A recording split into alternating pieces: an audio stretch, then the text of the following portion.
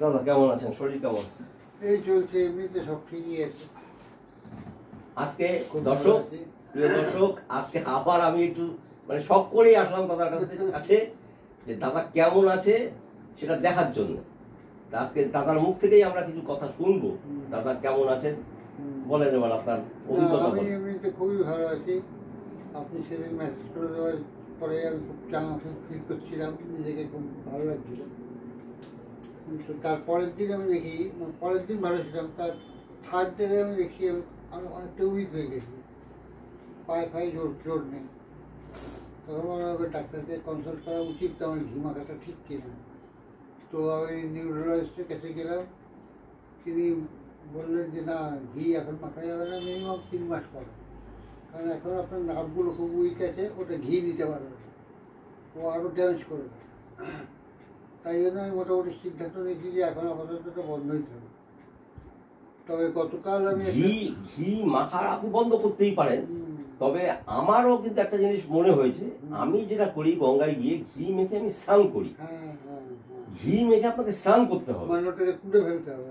ওকে তুলে ফেলা না, ঘিয়ের সাথে ঘিটা তো আপনার সেলগুলোকে উত্তেজিত করছে, ওটাকে আবার ঠান্ডা করতে হবে, রিভার্স। আপনি একদম ঠিক বলেছেন, ব্যাপারটা বুঝতে পারছেন? এবার আমি আপনাকে সন্ধ্যেবেলায় করিয়েছি, এবার আপনাকে তো স্নান তো আমি করাতে পারি।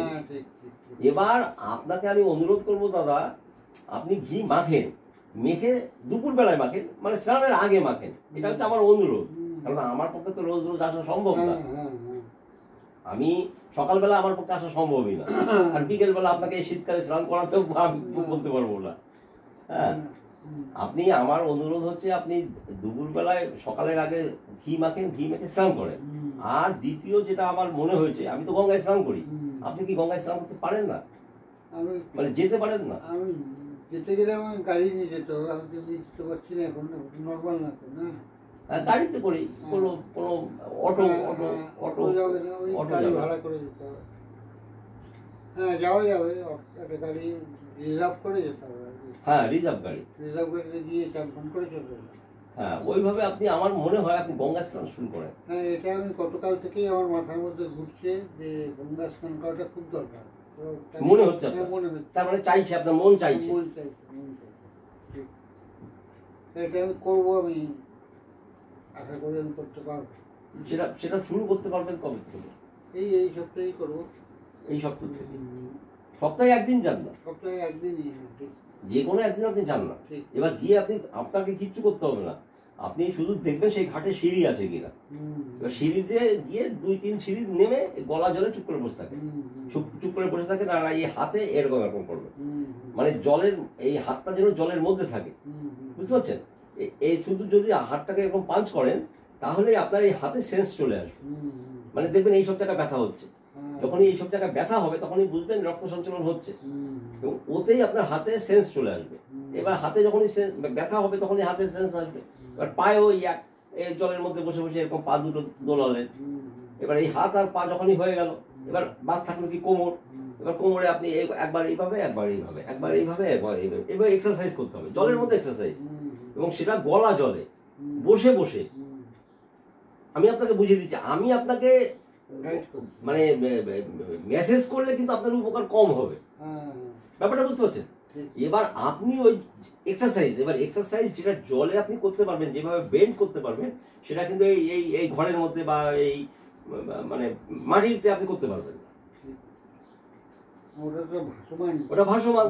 এবং ব্যাপারটা অনেকটা ওই বেগুন ভাজা আর বেগুন পোড়ার মতো। আমরা এখানে বেগুন পোড়া হচ্ছি, মাটিতে আমরা বেগুন পোড়া হচ্ছি, আর জলে হচ্ছে ডুবো তেলে বেগুন ভাজা হবে। জলটা হচ্ছে তেল আর আমরা হচ্ছে বেগুন, কোনো গুণ নাই আমাদের, বুঝতে পারছেন? তা আপনি এইটা একটু করে দেখেন তো, দেখি কি আপনার তাহলে এইটাও দর্শকের কাছে একটা হবে। কারণ আমি যে কথাগুলো বলছি, আমি তো প্যারালিসিস হইনি, আমি তো বলছি, আমার কথা কেউ বিশ্বাস করছে না, যে ও এরকম আকবারি এইসব কথা বলছে। আপনি যদি এটা প্রমাণ করে দিতে পারেন যে হ্যাঁ আপনি সুস্থ হয়েছেন, তাহলে কিন্তু আমার মনে হয় আর কারোর উপকার হোক বা না হোক, বাঙালির উপকার হবে। কারণ আমরা যে কথাবার্তাগুলো বলছি, এগুলো তো বাংলায় বলছি, একটা বিরাট জনগণের উপকার হবে, যদি উপকার হয় আর কি। হবে। আমি যা পেয়েছি আমি তো শিওর, কিন্তু আমি কাউকে দেখাতে পারিনি, এটা ঘটনা। এবার আপনি যদি দেখাতে পারেন যে হ্যাঁ আমি সুস্থ হয়েছি গঙ্গায় গিয়ে, 2 মাস হোক 3 মাস হোক, সুস্থ হবেই, এর মধ্যে কোনো ডাউট নেই, এটা আমিও বিশ্বাস করি, কিন্তু ওই সময় সাপেক্ষ আর কি। হ্যাঁ হয়তো। এবার আমি যেখানে রোজ পাচ্ছি আপনি রোজ পারবেন, আপনি সপ্তাহে যান, সেখানে হয়তো 8 সপ্তাহ কি 10 সপ্তাহ লাগবে, লাগবে 2-3 মাস লাগবে। এবং এই যে যাতায়াত করছেন না, এই যাতায়াতও আপনার কাছে একটা এক্সারসাইজ হয়ে যাবে। গাড়িতে করেই যান, যতই আপনি প্রাইভেটে করে যান, এই যে ঘরের ভিতর বসে থাকছেন, এর থেকে ঘরের বাইরে যখনই যাবেন এই যে মুভমেন্ট হবে, 10 মিনিটের জন্য আপনি এখনই আপনি রাস্তা দিয়ে হেঁটে আসেন, দেখেন আপনার শরীর অনেক হালকা হয়ে যায়। হ্যাঁ হ্যাঁ, আপনি শুধু এই রাস্তা দিয়ে 10 মিনিট হেঁটে আসেন, তাতেই আপনার ভালো লাগবে। আপনি ওইভাবে করেন তো দেখি তাতে কি উপকারটা দাঁড়ায়। কারণ আপনার দিকে এখন আমার মহাকাল এক্সপ্রেসের অনেক দর্শক দাদা তাকিয়ে আছে, অনেক দর্শক তাকিয়ে আছে যে ভদ্রলোক কি রিকভার করছে দেখি।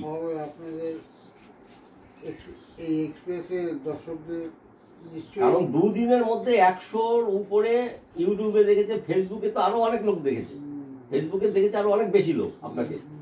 ফলে আপনার দিকে এখন অনেক লোক তাকিয়ে আছে যে উকিল বাবু কি ম্যাজিক দেখায়, কি কেরামতি দেখায়, এবার দেখি। উনি কোর্টে তো কেরামতি অনেক দেখান। না না, আমি কিছু না, আমি জাস্ট পথ প্রদর্শক। হ্যাঁ, কেরামতি আপনি দেখাবেন, জয় জগন্নাথ, কেরামতি আপনি দেখাবেন, আপনার মাধ্যমে প্রকাশ হবে।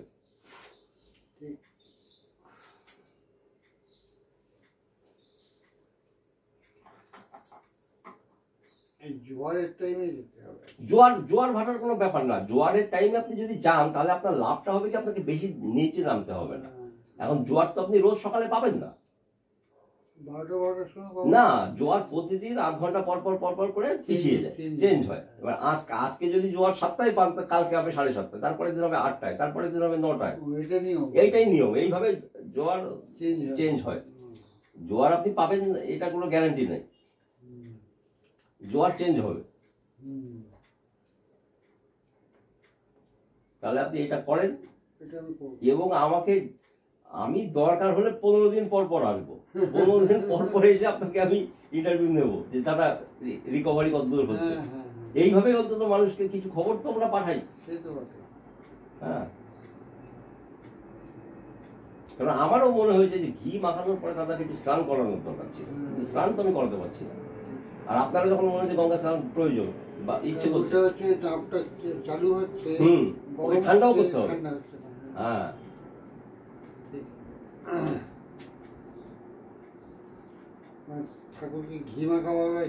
স্নান করতে হয়, স্নান করতে হয়।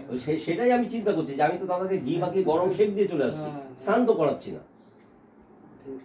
তা আপনার ডাক্তারবাবু যখন সেই রকম বলেছেন, ঠিক আছে আপনি সেটা ঘিটা বন্ধ করেন, ঘিটা বন্ধ করে আপনি, তবে হ্যাঁ গঙ্গায় যখন নামবেন তার আগে ঘি একটু মাখুন, কারণ তেল তো আপনি মাখতেই পারেন, তেল যদি মাখতে পারেন তাহলে ঘি মাখবেন না কেন? বারণ করেছে, তাহলে তেলও মাখেন না, ঠিক আছে, ডাক্তারের কথাও শোনেন, এমনি স্নান করেন।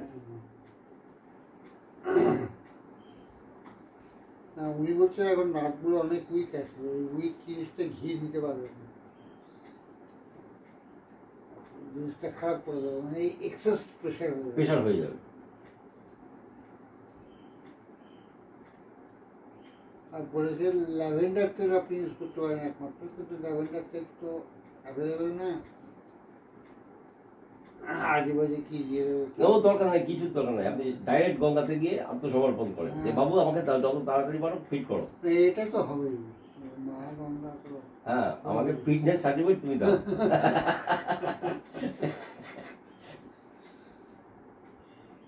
আর একটা ভালো গঙ্গা স্নানের জায়গা আছে দক্ষিণেশ্বরে, ওটা বাঁধানো ঘাট। হ্যাঁ, দক্ষিণেশ্বরের ঘাট তো ভালো ঘাট, কারণ সেটা তো আপনার কাছে অনেকটা দূর হয়ে যাবে।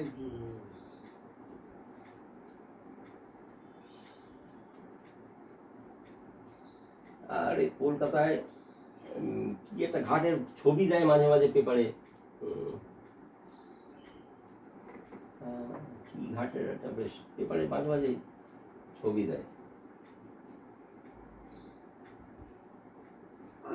নামটা মনে পড়ছে না। যাই হোক, আপনি শুরু করেন, গঙ্গা স্নানে শুরু করেন। আর আমলকি সেতুতে খাচ্ছেন ভাত, আর আই ড্রপটা লাগাচ্ছেন, আই ড্রপটা লাগান।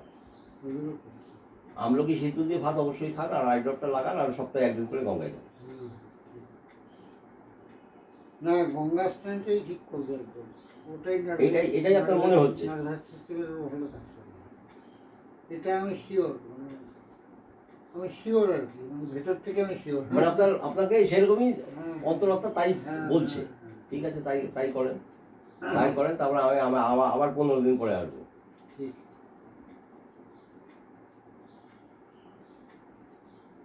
তাহলে এই পদ্ধতিতেই এগোতে থাক, দেখা যাক কি হয়। কারণ এই পেশেন্ট এখন ঘরে ঘরে, তার ফলে এইভাবে যদি আপনি একটা পজিটিভ খবর এনে দিতে পারেন, তাহলে প্রচুর মানুষের চোখ খুলে যাবে। এবং আমার দৃঢ় বিশ্বাস, গঙ্গার পাড়ে যেসব বাড়ি আছে সেই সব বাড়িতে মানুষ হোমস্টে থেকে এই ব্যবস্থাটা করতে পারে, তাই না? যারা দূর দূরান্ত থেকে আসবে, কলকাতার লোকের কথা আমি ছেড়েই দিলাম, কলকাতার লোক হয়তো গাড়ি ভাড়া করে গিয়ে গঙ্গা স্নান করতে পারে, ট্যুরিজমও হয়ে যেতে পারে এখান থেকে, তাই না? পৃথিবীর বিভিন্ন স্টেট থেকে তো, বিভিন্ন দেশ থেকেও তো মানুষ আসতে পারে কলকাতায়, যে কলকাতায় এই চিকিৎসা হচ্ছে। এখানে তারা ধর্ম মানুষ আর না মানুষ সেটা তাদের ব্যাপার, সেটা স্নানটা করেই দেখি না, তাই না? এটা তো একটা চিকিৎসা ক্ষেত্র তৈরি হয়ে যেতে পারে। আমাদের শাস্ত্রেই বলা আছে পতিত পাবনী গঙ্গা। হ্যাঁ, পতিত পাবনী গঙ্গা।